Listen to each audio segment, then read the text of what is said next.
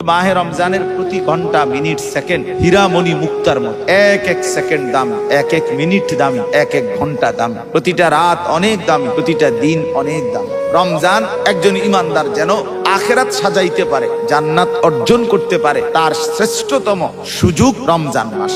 আমাদের প্রিয় নবী সাল্লাল্লাহু আলাইহি ওয়াসাল্লাম বুখারী শরীফের হাদিসের মধ্যে আছে, হযরত আব্দুল্লাহ ইবনে আব্বাস রাদিয়াল্লাহু তাআলা আনহুমা থেকে বর্ণিত, তিনি বলেন রাসূলুল্লাহ সাল্লাল্লাহু আলাইহি ওয়াসাল্লাম রমজান আসলেই যেন ভিন্ন রকম হয়ে যেতেন। কি করতেন? তো তিনি বিশেষ দুইটা কথা বলছেন। মাহে রমজানকে আল্লাহ তাআলা নিজ হাতে যেন ইবাদত দ্বারা, আখিরাতের পুঁজি, জান্নাতের সামান দ্বারা যেন আল্লাহ তাআলা নিজ হাতে সাজিয়েছেন। ইফতার, সাহরি, রোজা, তারাবি, এতেকাফ, শবে কদর, এইভাবে আল্লাহ তাআলা রমজান মাসকে সাজিয়েছেন। রমজান মাসে আল্লাহ তাআলা রহমত, মাগফিরাত, নাজাতের ভান্ডার যেন খুলে দিয়েছেন, জান্নাতের দরজা খুলে দিয়েছেন, জাহান্নামের দরজা বন্ধ করে দিয়েছেন, সমস্ত শেকলে শয়তান দুষ্ট জিনদেরকে শেকলে বন্দী করে ফেলেছেন। তার মানে চারিদিকে মাহে রমজানে যেন নেকির আয়োজন, চারিদিকে যেন ইবাদতের আয়োজন, মুমিনের দিলে দিলে, কলবে কলবে, জীবনে সব ক্ষেত্রে মুমিনের আখিরাতের এক প্রেরণা, পরকালের এক প্রেরণা মাহে রমজান। এজন্য রমজান মাসকে কদর করা, রমজানের সর্বোচ্চ কদর করা আমাদের উচিত। আমার শায়েখ আল্লামা মুফতি মুশতাকুন নবী কাসিমি বলেন, হযরত বলেন যে মাহে রমজানের প্রতি ঘন্টা মিনিট সেকেন্ড হীরামণি মুক্তার মতো, এক এক সেকেন্ড দামি, এক এক মিনিট দামি, এক এক ঘন্টা দামি, প্রতিটা রাত অনেক দামি, প্রতিটা দিন অনেক দামি।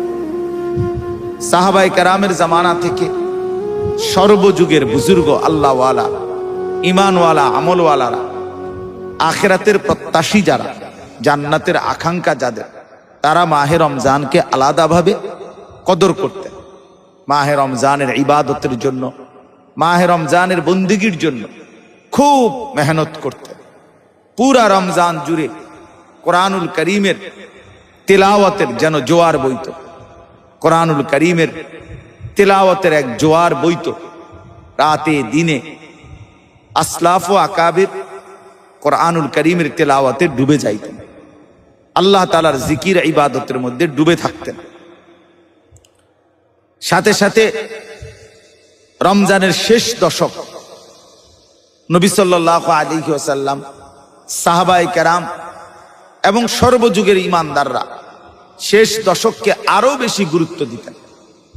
শেষ দশকে রাসূলুল্লাহ সাল্লাল্লাহু আলাইহি ওয়াসাল্লামের মোবারক আমল ছিল যে শেষ দশকে তিনি কোমর শক্ত করে বেঁধে নিতেন, শাদ্দা মিজারাহু, এবং রাত ভর জেগে থাকতেন, আহিয়া লাইলাহু, এবং পরিবারের স্ত্রী সন্তানদেরকেও ইবাদতের জন্য জাগিয়ে দিতেন।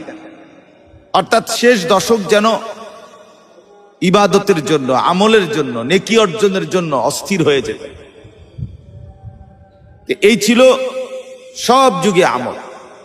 এজন্য প্রথম কথা তো আপনাদের সবার কাছে এটা, মাহে রমজানকে কদর করা, মাহে রমজানের সর্বোচ্চ মুনাফা, লাভ, আখিরাতের পুঁজি সংগ্রহের চেষ্টা করা।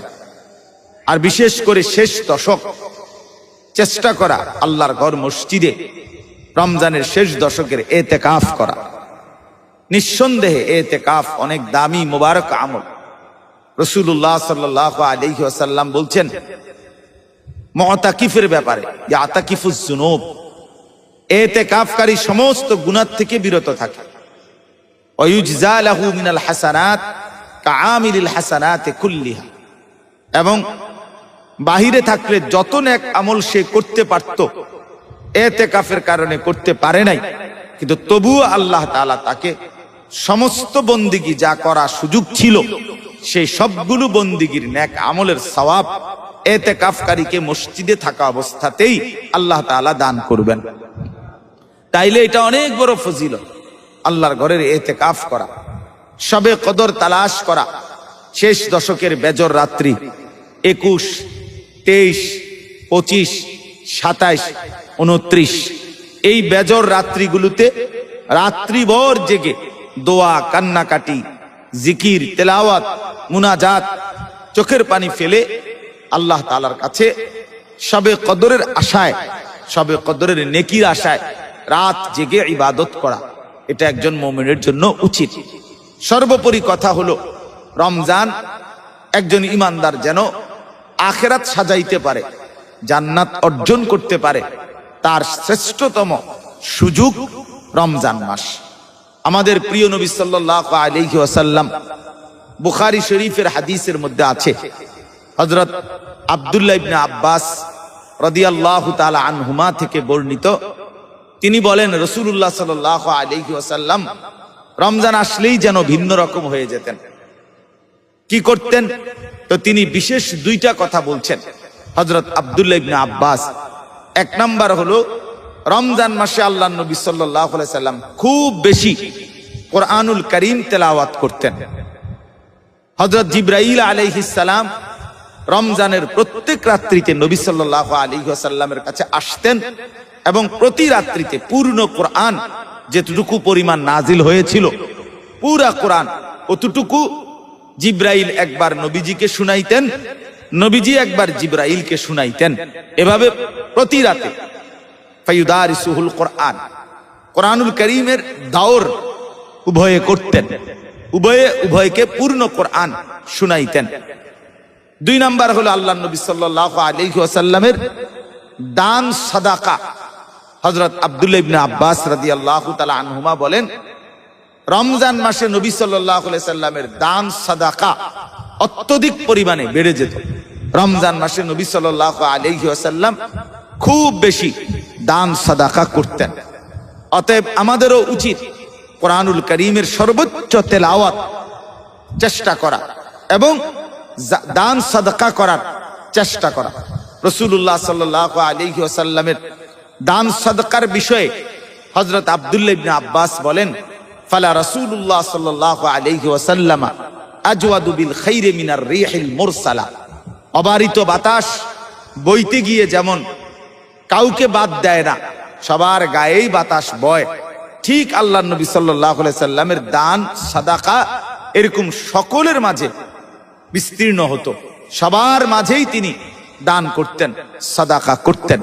এজন্য মাহে রমজান উপলক্ষে আমাদের উচিত বেশি বেশি আল্লাহর কোরআন পড়া, তারাবির নামাজ পূর্ণ 20 রাকাত গুরুত্বের সাথে আদায় করা, রাত্রিকালীন সাহরির সময় উঠে তাহাজ্জুদ নামাজ পড়ে দোয়া কান্নাকাটি করা, ইফতারের পূর্বে দোয়া কান্নাকাটি করা এবং নিজেদের যাকাত, নিজেদের সাদাকাতুল ফিতির এবং স্বাভাবিক দান সাদকাও খুব বেশি পরিমাণ করার চেষ্টা করা।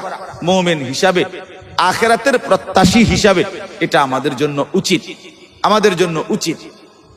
অতএব আপনাদের সবার কাছে আমরা অনুরোধ করছি, আবারও মাহে রমজানকে কদর করবেন, ইবাদত আমলের মাধ্যমে মাহে রমজানকে সাজিয়ে তুলবার, আখিরাতকে সাজাবার সর্বাত্মক চেষ্টা প্রত্যেকেই করবেন ইনশাআল্লাহ। মাহে রমজান সারা পৃথিবীর মুমিন মুসলমানদের কাছে একটি শ্রেষ্ঠতম মাস। মহান আল্লাহ পাক রব্বুল আলামিন কোরআনুল কারীমের মধ্যে মাহে রমজানের কথা, রমজান মাসের নাম আল্লাহ তাআলা কোরআনুল কারীমের মধ্যে সরাসরি উল্লেখ করেছেন। শাহরু রমাদান আল্লাযী উনজিলা ফীহিল কোরআন। শাহরু রমাদান, রমজান মাস, যে মাসে আল্লাহ তাআলা কোরআন নাজিল করেছেন। যেহেতু আল্লাহ তাআলা উল্লেখ করলেন, নিঃসন্দেহে এটা দাম। রাসূলুল্লাহ সাল্লাল্লাহু আলাইহি ওয়াসাল্লাম অসংখ্য হাদিসে মাহে রমজানের বিষয়ে কথা বলেছেন। ইজা দাখালা রমাদান, ইদা জাআ রমাদান মান সামা রমাদান, মান কামা রমাদান, এরকম বারবার আল্লাহ নবী সাল্লাল্লাহু আলাইহি ওয়াসাল্লাম রমজান এই শব্দটি নিজ হাদিসে নবী পাক সাল্লাল্লাহু আলাইহি সাল্লামের জবানে উল্লেখ করেছেন। অতএব যেই মাসের নাম আল্লাহ তাআলা উল্লেখ করেছেন, যেই মাসের নাম নবী সাল্লাল্লাহু আলাইহি ওয়াসাল্লাম উল্লেখ করেছেন, নিঃসন্দেহে তা দাম, মর্যাদাপূর্ণ, সম্মানিত।